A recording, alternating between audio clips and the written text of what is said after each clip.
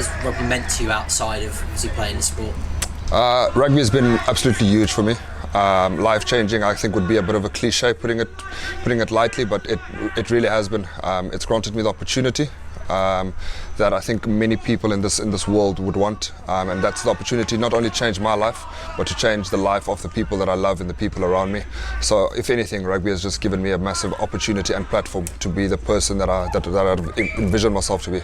I suppose for me, it's like I've made a lot of friendships from it. Has been the main thing for me. Like I've been at 3 clubs now, professional clubs, not including my school, and then my club Lansdowne as well. So between all those, I've made friends for life, and it's pretty special the bonds you make with people over the years, playing with them, and like you're with them 24/7. So yeah, that's kind of the main takeaway I've got from rugby.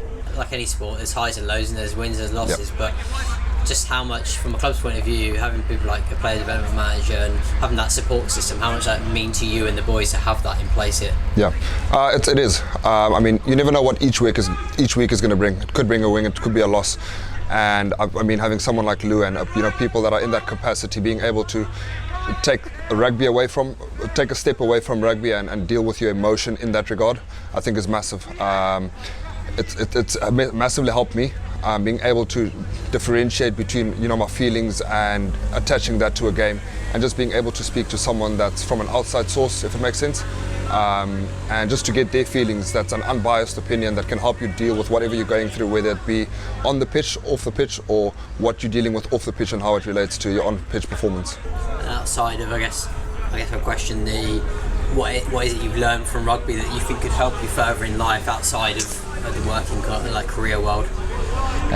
For me, it would have to be resilience, whether it's non-selection, injury, or just like tough days on the pitch when you're facing into a hard loss. I think resilience, it's such a good quality you kind of pick up playing rugby, and it's something that I think will stick with me for years to come. Obviously a lot of fans see 80 minutes here on a match day, but there's a week in between them games and a lot of time to talk. Just how important is it the team come together and talk over what has gone well, what has not gone so well? Just how important is that communication? Once again, I think it's very big. Distinguishing between what you did well, what you did wrong, what to burn off, and what you can obviously fix going into the next game is massive, and that's the difference between week 1 and week 20 of the season. It's being able to take each opposition, analyse them, and make an individual plan for each of them. And talking about like resilience, obviously we win games, lose games in rugby.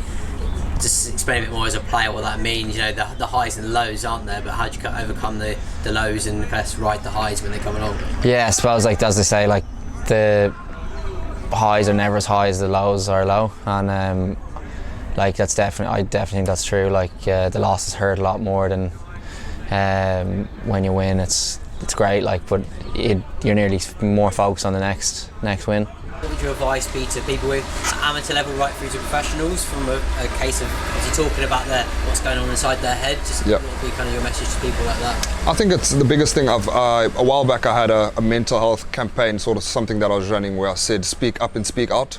And it doesn't always have to be with someone in a personal development position, if you can call it that, but speaking up to a mate, speaking up to your parents, or just having some time by yourself and actually dealing with the emotion that you have inside of you, as opposed to keeping it in, it's massive.